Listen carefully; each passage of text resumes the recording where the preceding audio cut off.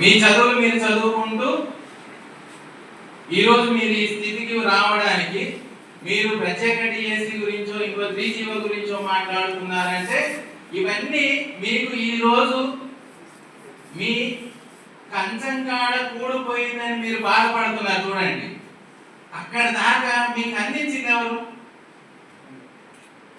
మీ ముందు తరాలైన మేము, మీ ముందు తరాలైన మేము. అయితే ఇక్కడ మా ఆవేదన ఏంటంటే రెడ్డి వచ్చే మొదలాయి, రెడ్డి వచ్చే మొదలాయి. ఒక కథ ఉంది, మన తమ్ముడు మంచి కథ చెప్పాడు. అది పిట్ట కథ అని నేను అనుకోవట్లేదు, ఒక నీతి కథ. ఆ నీతిని మనం ఇక్కడ ఖచ్చితంగా తీసుకొని తీరాలి. రెడ్డి వచ్చే మొదలాయి. నిన్నటి తరం మీరు ఇన్స్టిట్యూషన్స్ లో కోచింగ్ తీసుకునేటప్పుడు, మీరు కాలేజీలలో ఉన్నప్పుడు మీకు తెలియని రోజుల్లోనే 3GOని సుప్రీంకోర్టు రద్దు చేసింది. రద్దు చేసిన తర్వాత మీరు ఇన్స్టిట్యూషన్స్ లో ఉన్నప్పుడు ఇక్కడ 2000 సంవత్సరం ఏప్రిల్లో సుప్రీంకోర్టు దీన్ని రద్దు చేస్తే మంచి కోవిడ్ టైంలో మీరు మళ్ళీ డిఎస్సి ఎగ్జామ్స్ రాసి ఫలితాలన్నీ వచ్చి నిజంగానే నా పొట్ట కొట్టేయబడ్డది, నా సర్టిఫికెట్ ఈరోజు చిత్తు కాగితంతో సమానం, ఎందుకు పనికి రావట్లేదు, 20 సంవత్సరాల చదువు 20,000 జీతానికి కూడా పనికి రాలేని పరిస్థితి వచ్చిందని ఎప్పుడు నిర్ధారించుకున్నారు? నిన్న. ఎప్పుడు?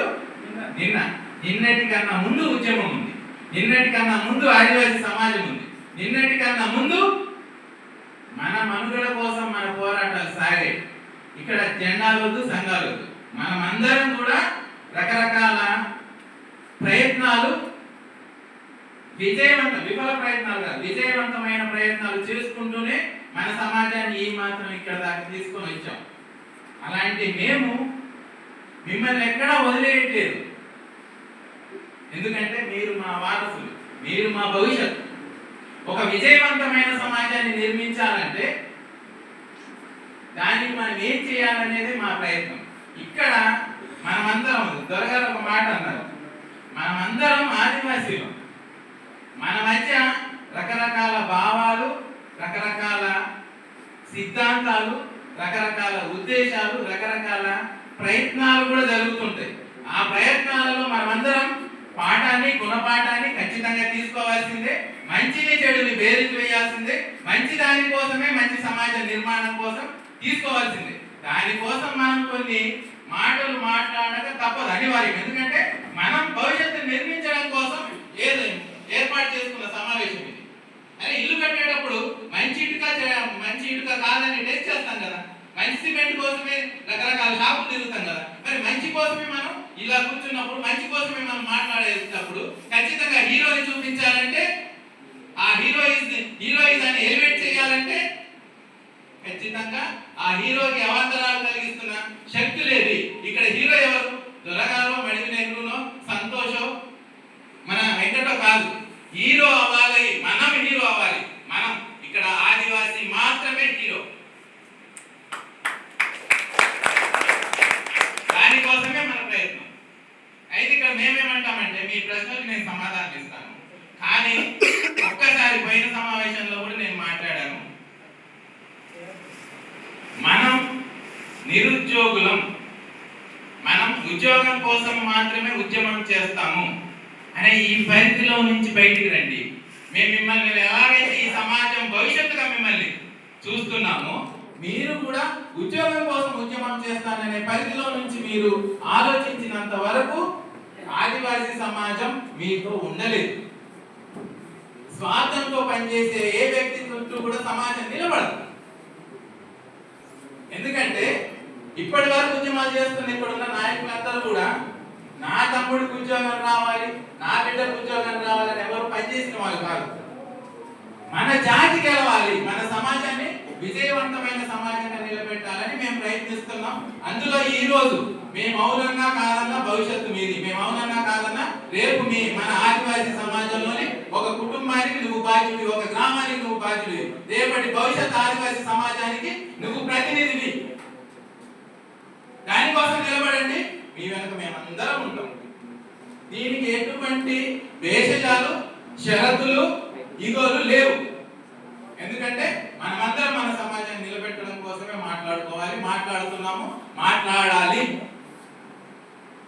కాబట్టి ఖచ్చితంగా మనం మీరు నిరుద్యోగ సమస్య కోసం, ఉద్యోగ జీవో కోసం, ఉద్యోగ చట్టం కోసం అని కాదు, మిమ్మల్ని మీరు ఈ రోజు నుంచైనా ఆదివాసీ భవిష్యత్ తరంగా, భవిష్యత్తు ప్రతినిధిగా, మన భవిష్యత్తు బంగారుమయం కావాలంటే ఏం చేయాలి అనేది ఖచ్చితంగా మన ఆలోచన ధోరణి, మన దృక్పథం మారాలి. ఆదివాసీ బిడ్డగా, ఆదివాసీ భవిష్యత్ తరం నాయకుడిగా, ప్రతినిధిగా మిమ్మల్ని మీరు ఎప్పుడైతే ఆలోచించుకుంటారో ఖచ్చితంగా ఈ ఉద్యమం మీ, అది జేఏసీ కావచ్చు, లేకపోతే ఇంకో సంస్థ కావచ్చు, ఇది మనది. మనమందరం ఖచ్చితంగా పనిచేసి తీరాల్సింది. ఎందుకంటే మనం మైనారిటీలో, మనం అల్పసంఖ్యాకులం. ఇంతకు ముందు అన్నట్టు ఒక కాలంచెడు ఇంకో ఉదాహరణ రామారావు గారు చెప్పారు. అక్కడ దాకా ఇప్పుడు ప్రత్యక్ష ఉదాహరణ. నిన్న తెలంగాణలో బీసీ బంద్ జరిగింది. బీసీలకి 42% జనాభా ప్రాతిపదికన 42% బీసీలు ఉన్నారు కాబట్టి 42% రిజర్వేషన్ కావాలని నిన్న బంద్ ప్రకటించారు బీసీ సంఘాలు. ఎంతమంది మద్దతు ఇచ్చారు? అధికారంలో, రాష్ట్రంలో అధికారంలో ఉన్న పార్టీ, దేశంలో అధికారంలో ఉన్న పార్టీ, రాష్ట్రంలో ప్రతిపక్షంలో ఉన్న పార్టీ, కేంద్రంలో ప్రతిపక్షంలో ఉన్న పార్టీ మద్దతు ఇచ్చారు. కానీ అదే రెండు రాష్ట్రాల్లో కూడా మనం 3GO కోసం గత 4-5 సంవత్సరాలుగా ఉద్యమాలు చేస్తున్నాం.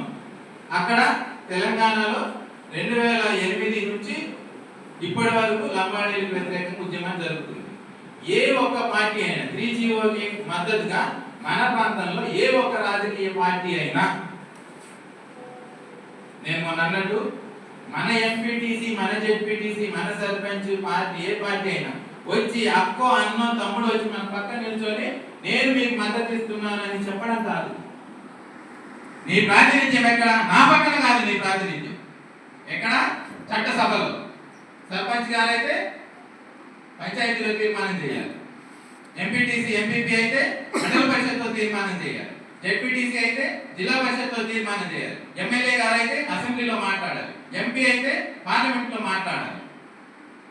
అలాగే మీరు ఏ రాజకీయ పార్టీకి ప్రాతినిధ్యం వహిస్తున్నారో, ఇప్పుడు రామారావు గారు వచ్చి జేఏసీ గురించి మాట్లాడారు, అది ఆయన వ్యక్తిగతం కాదు. ఇంకో తమ్ముడు వచ్చేసి ఇంకో సంఘం నుంచి మాట్లాడతారు, అది వ్యక్తిగతం కాదు. ఇక్కడ వ్యక్తిగత అభిప్రాయాల కోసం కాదు మన సమావేశమైంది. ఒక ప్రతినిధి, ఒక పార్టీ ప్రతినిధి వచ్చి మాట్లాడుతున్నాడంటే ఇక్కడ మాట్లాడిన ప్రతి మాటకి ఆ పార్టీ అక్కడ కట్టుబడేటట్టు ఆయన తీసుకురావాలి. మరి ఇక్కడికి వచ్చి మన ఎంపీటీసీనో, మన జెడ్పీటీసీనో, మన ఎమ్మెల్యేనో మన పక్కన నిలబడ్డప్పుడు ఆ పార్టీ ఎందుకు మనకు మద్దతు ఇవ్వట్లేదు? ఇక్కడ మనం మాట్లాడుతున్నది పార్టీ గురించి, మన గురించి కాదు. ఇక్కడ మన మధ్య ఎటువంటి వ్యక్తిగతమైన విభేదాలు, మన మధ్య ఆస్తుల తగాదాలు ఉన్నాయా, ఏమైనా పంపకాలు ఉన్నాయా, ఏమైనా వాటాలు ఉన్నాయా? మనం మాట్లాడుతున్నది సిద్ధాంతాల గురించి, మనకు అన్యాయం చేస్తున్న విధానాల గురించి, మనం అన్యాయం, మన మీద జరిగిన అన్యాయం గురించి, అన్యాయానికి కారణం గురించి మనం మాట్లాడుతున్నాం. కాబట్టి ఇది వ్యక్తిగతంగా తీసుకోకండి. దీన్ని వ్యక్తిగతంగా తీసుకుంటే మనం వ్యక్తిగతంగానే దూరం జరుగుతున్నాం. ఇప్పటి వరకు పార్టీల పేరు మీద మన గ్రామాలన్నీ ముక్కలైపోయింది. పెద్ద ఉదాహరణ ఇంకోటి చెప్తాను. పెసా చట్టం ఎప్పుడు వచ్చింది? 96. మనకి రూల్స్ ఎప్పుడు వచ్చాయి? 2011లో వచ్చాయి. కమిటీలు ఎప్పుడు వేశారు? 25లో వేశారు. చట్టం అందరూ కామన్ చెప్పేది ఏంటంటే పెసా చట్టం. పెసా చట్టం అనేది చట్టం కాదు. ఇందాక దొరగారు అన్నట్టు డాక్టర్ చందు గోండవాన సంఘర్షణ సమితి పేరు మీద ఆయన సుప్రీంకోర్టులో కేసు వేస్తే పంచాయతీరాజ్ చట్టం కాస్త Panchayati Raj extension of agency schedule area పేరు మీద పెసా మీద వచ్చింది. అది చట్టం కాదు. మన జీవన విధానంలో ఏదైతే మన గ్రామ విధానం, గ్రామ వ్యవస్థ ఉందో, మన గ్రామంలో పెద్ద పూజారి అని మనం ఒక సిస్టమేటిక్ గా నడుస్తాం కదా, దానికి మన ఏదైతే గ్రామంలో ఉన్న పెద్ద పూజారి వ్యవస్థ ఉందో దానికి ఇచ్చిన చట్టబద్ధత. కానీ ప్రభుత్వాలు ఇప్పుడు ఏం చేస్తుంది? కొత్తగా మళ్ళీ పెసా కమిటీ అధ్యక్షుడు, సెక్రటరీ, ఉపాధ్యక్షుడు అని, అంటే మన జీవన విధానానికి ఉన్న కట్టుబాటుని చట్టబద్ధం చేస్తే మళ్ళీ ఆ ప్రభుత్వాలు ఆ కట్టుబాటుని మీరి మన పెద్దల పూజ మన గ్రామ వ్యవస్థను కాదని మళ్ళీ ఇంకో ఇద్దరు ముగ్గురిని కమిటీ సభ్యులు పెట్టి మన విధానాన్ని మళ్ళీ అక్కడ తుంగలో తొక్కేస్తున్నారు. ఇవన్నీ మన చుట్టూ జరుగుతున్న దాడులు. మెసా చట్టం కూడా మన మీద జరుగుతున్న ఒక దాడి. దాంట్లో నుంచి మనం ఎలా బయటపడాలంటే దానికి మనం ఒక స్పష్టమైన విధానాన్ని తీసుకోవాలి. ప్రభుత్వము, పార్టీలు, నాన్ ట్రైబల్ సమాజం వ్యవస్థీకృతంగా ముందుకెళ్తున్న, వ్యవస్థీకృతంగా మన మీదకి దాడి చేస్తున్న విధానంలో ఉన్నారు. మనం మీరు అడిగినట్టు ఒక ర్యాలీలో, ఒక ధర్నాను, ఒక ఉద్యమము దీనికి సరిపోదు. గతంలో మనం మన కోసం శ్రేయోభిలాషులుగా ఐఏఎస్ ఆఫీసర్లు, మేధావులు మన సమాజం కోసం పనిచేసినన్ని రోజులు మనం ఐటీడీఏకి వెళ్ళి ధర్నా చేస్తే చాలు మనకి ఒక సమస్య పరిష్కారం అయ్యింది. ఎందుకంటే ఆ రోజుల్లో ఐఏఎస్ ఆఫీసర్లు ఎలా వచ్చేటోళ్ళు అంటే సమాజానికి నేనేదో చెయ్యాలి అనే ఆలోచనతో వచ్చే ఐఏఎస్ ఆఫీసర్లు ఉన్నారు. సమాజంలో నుంచి వచ్చిన రాజకీయ నాయకులు, సమాజంలో నుంచి వచ్చిన మేధావులు, సమాజంలో నుంచి వచ్చిన అధికారులు ఉన్నారు. కాబట్టి సమాజానికి ఏం కావాలి, మేధావులు నేనేం మంచి చేయాలి సమాజానికి, అధికారిక సమాజంలో ఎవరికి నేను మంచి చేయాలనే దృక్పథం ఉండేది. ఈ రోజు అలా లేదు. మనం ఎలాగైతే టీటీసీ కోసమో, బీఈడి కోసమో, డిఎస్సి కోసమో ఒక ఇన్స్టిట్యూషన్కి వెళ్ళి వాళ్ళు ఇచ్చిన మెటీరియల్ని చదువుకొని బయటకు వస్తున్నామో, ఈ రోజు ఐఏఎస్ ఐపీఎస్ ఆఫీసర్లు కూడా ఇన్స్టిట్యూషనల్ ప్రొడక్షన్ మెటీరియల్ మాత్రమే, సోషల్ ప్రొడక్షన్ మెటీరియల్ కాదు. వీళ్ళకి సోషల్ అవేర్నెస్, సోషల్ రెస్పాన్సిబిలిటీ లేదు. వాళ్ళ దగ్గర నుంచి మన సమాజం సమస్యలు పరిష్కారం అవుతాయి అనుకోవడం పెద్ద గుడ్డితనం. ఈ రోజు మన కోసం పనిచేసే మేధావులు లేరు, మన కోసం పనిచేసే సమాజం లేదు. మనం వేరు, సమాజం వేరు. మనం వేరు, మిగతా సమాజం వేరు. ఈ వాస్తవాన్ని మనం ఎంత తొందరగా గ్రహిస్తామో అప్పుడే మనకి మన విజయవంతమైన సమాజాన్ని మనం ఎలా నిర్మించుకోవాలో మనకు అర్థమవుతుంది. ఎందుకంటే ఇప్పుడు ఈ రోజు మనం ఇతరుల మీద డిపెండ్ అయి ఉన్నాం. ఎవరో ఏదో చేస్తారని, ఎవరో ఏదో ఇస్తారని ఆశిస్తున్నంత కాలం మనం గెలవలేము. యాచకుడు ఎప్పుడు గెలిచిన దాఖలాలు లేవు. అడుగు తినేటోడు ఎప్పుడు గెలవడు. అడుగు తిందామా, మన హక్కుల్ని సాధించుకుందామా తెలుసుకోవాలి. దానికోసం ఈ రోజు మనం ఇక్కడ నాంది కావాలి. ఇక మీరు అన్నట్టు మనకి చట్టబద్ధత కావాలి. అయితే మీరు ఒప్పుకున్నారు, నిజంగానే మనకి మెగా డిఎస్సి, దగా డిఎస్సి అయిన తర్వాత మనకంటూ ప్రత్యేక డిఎస్సి కావాలంటే మనకంటూ చట్టబద్ధత కావాలి. ఇక్కడ రెండే కాంప్లికేషన్స్. ఆంధ్రప్రదేశ్ ఆదివాసీ జేఏసీ కావచ్చు, 3GO సాధన సమితి కావచ్చు, ఇతరులను కూడా చట్టాన్ని అడుగుతున్నాం. కాకపోతే సాధన అంటే 3GO అనేది సుప్రీంకోర్టులో కొట్టేయబడ్డ తర్వాత 3GO సాధన అనే డైలాగే డిఫరెన్స్. ఇంకోటి మళ్ళీ మన నిరుద్యోగులు మీరు తీసుకున్న డిమాండ్ ఏంటంటే 3GO మళ్ళీ 100% ఉద్యోగాలు ఏజెన్సీలో మనకే కావాలి, మనకి ప్రత్యేక డిఎస్సి కావాలంటున్నారు. ఈ రెండు జరగాలంటే మనకు ఖచ్చితంగా చట్టం ఉండి తీరాల్సిందే. చట్టం వచ్చిన తర్వాతే మనకి ఇది సాధ్యమవుతుంది. అయితే చట్టం ద్వారా మనం ఏం సాధించుకుంటున్నాము అంటే 3GO అనేది కేవలం ఎడ్యుకేషనల్ డిపార్ట్మెంట్ మాత్రమే పరిమితమైన జీవో. ఈరోజు మనం చట్టం దేనికి కోరుకుంటున్నాం? కేవలం ఎడ్యుకేషన్ అంటే టీచర్ ఉద్యోగాలు, టీచర్ నియామకాలకి మాత్రమే మనం చట్టం కోరట్లేదు. 3GO ముందు 275 జీవో 86లో వచ్చినప్పుడు దాంతో పాటు దాదాపు 29 శాఖలకు సంబంధించిన 29 రకాల జీవోలు వచ్చినప్పుడు ఒక్క 3GO మాత్రం ఈ రోజు సుప్రీంకోర్టుకి వెళ్ళి కొట్టేయబడితే మిగతా శాఖలు, ఉదాహరణకు మనకి ఫారెస్ట్ డిపార్ట్మెంట్ లో మళ్ళీ ఏజెన్సీ ఉద్యోగాలన్నీ ఆదివాసీలకు ఇచ్చారు. కానీ భవిష్యత్తులో ఇది ఎంతకాలం సాగుతుంది?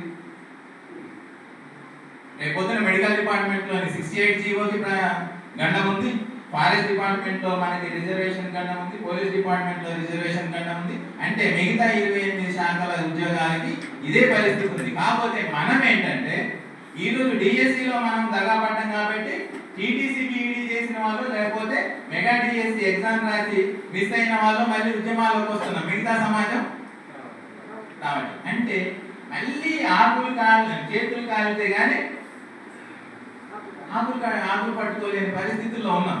ఎవరు చెప్పాలి మన సమాజాన్ని? ఎలా చెప్పాలి? గత 2020 నుంచి 25 2020 ఏప్రిల్ నుంచి జూలైలోనే మనం నాటి ప్రభుత్వంలో టీఎస్సీకి మనం ఇదిగో ఈ చట్టం జీవో కొట్టివేయబడింది కాబట్టి చట్టం ఈ రకంగా ఉండాలి అని ఒక డ్రాఫ్ట్ ఇచ్చి టీఎస్సీ తీర్మానం చేపించి గవర్నర్ దగ్గరికి పంపించి ఉంటే పోయిన ప్రభుత్వం నిర్లక్ష్యం చేసింది. మళ్ళీ ఈ ప్రభుత్వం మళ్ళీ కనీసం ఇప్పుడు మీరైనా టీఎస్సీ పోయిన తర్వాత మళ్ళీ ఉద్యమం అని మళ్ళీ ఏదైతే మనం ఇందాక నేనేమన్నానంటే రెడ్ వచ్చే మొదలయ్యాను. అందుకే ఆల్రెడీ 3GO రద్దయినప్పటి నుంచి రకరకాలుగా మనం ఉద్యమం చేస్తూ ఐటీడీఏ దాటి సీఎం క్యాంప్ కార్యాలయం దాటి వెళ్ళారు. మళ్ళీ నిరుద్యోగులుగా మళ్ళీ మీరు వచ్చిన తర్వాత మళ్ళీ రెడ్ వచ్చే మొదలయ్యాను, మళ్ళీ ఐటీడీఏ దగ్గర నుంచి మొదలు పెట్టారు. అయితే మనకు ఒక సూత్రం ఉంది. తండ్రిగా నేను నా పిల్లలకి రేపు పొద్దున ఎంత సంపాదిస్తానో అంతతోటి ఆయన జీవితాన్ని మొదలు పెట్టమంటానా, లేకపోతే మా తాత కోడి కొట్టాడు నేను కూడా కోడి కొట్టాను నువ్వు కూడా ఇప్పుడు వెళ్ళి కోడి కొట్టుకో, ఈ భూమి మీద నీకు హక్కలేదంటానా? చిన్నలాగా మీ నాన్న ఏదైతే సంపాదించాడో దాంతో మీ జీవితం మొదలవుద్దా, లేకపోతే మీ నాన్న గతంలో కోడి కొట్టాడు కాబట్టి మీరు కూడా వెళ్ళి కోడి కొట్టుకొని నాది నేను సంపాదించుకోవాలనుకుంటారా? అది కదా. అంటే ఆల్రెడీ ఉద్యమం 2000 ఏప్రిల్ తర్వాత ఉద్యమం 3G1 అంటే మన ఉద్యోగ రిజర్వేషన్లు కోల్పోతున్నాము. ఒక్క జీవోనే కాదు మిగతా జీవోలన్నిటికీ ఒక చట్టబద్ధత కావాలి. అన్ని ఏజెన్సీలోని మన స్థానిక ఉద్యోగాలని మనకే వచ్చేటట్టు ఏవైతే జీవోలు ఉన్నాయో వాటన్నిటిని కలిపి ఒక చట్టం కావాలని మనం మాట్లాడుతున్నాము. మీరు ఇప్పుడు వచ్చి ఓన్లీ ప్రత్యేక డిఎస్సి కావాలని మళ్ళీ ఐటీడీఏ దగ్గర ధర్నాలు మొదలు పెట్టారు. ఎక్కడ మొదలు పెడతాం? ఐటీడీఏతో మొదలు పెడదామా, లేకపోతే మనం సీఎం క్యాంప్ ఆఫీస్ దగ్గర పెట్టిన ఆ ఉద్యమాన్ని అడ్మించి కొనసాగిద్దామా? నా ప్రశ్న. మీరు ఒక ప్రశ్నించారు, నా ప్రశ్న ఇది. ఎక్కడ మొదలు పెడతాం?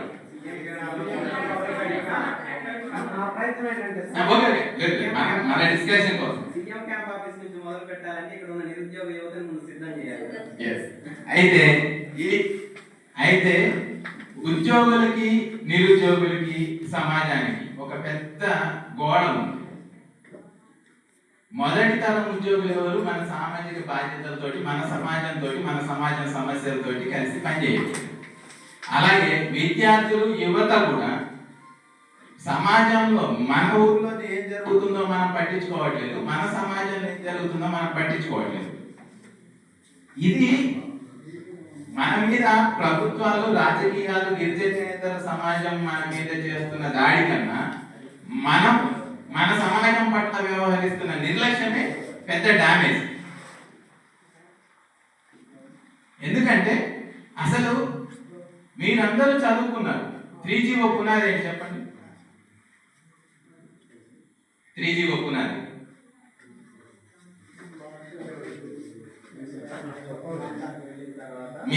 మీరు ఇప్పుడు టీటీసీ బీఈడి డిగ్రీ కొంతమంది పీజీ కంప్లీట్ అయింది కదా, కానీ 3GOని సాధించుకున్న వాళ్ళు ఎవరు కూడా మీ ఏజ్ వాళ్ళు మీరు చదువుతున్నంత ఉన్నత చదువు చదివిన వాళ్ళు 3GOని సాధించుకున్న వాళ్ళు ఎవరు కూడా మీ అంత విద్యావంతులు కాదు, మీ అంత ఏజ్ ఉన్న వాళ్ళు కాదు. కేవలం భద్రాచలం SMS హాస్టల్లో ఇంటర్ డిగ్రీ చేస్తున్న పిల్లలు ఆ రోజు భద్రాచలం కేంద్రంగా ఉద్యమాలు చేస్తే ఆదివాసీ సంక్షేమ పరిషత్, ఆదివాసీ విద్యార్థి సంక్షేమ పరిషత్ ఉద్యమాలు చేస్తే భద్రాచలం ఐటీడీ అనేది మనకి జీవో నెంబర్ 3కి పునాది కేంద్రం. అంటే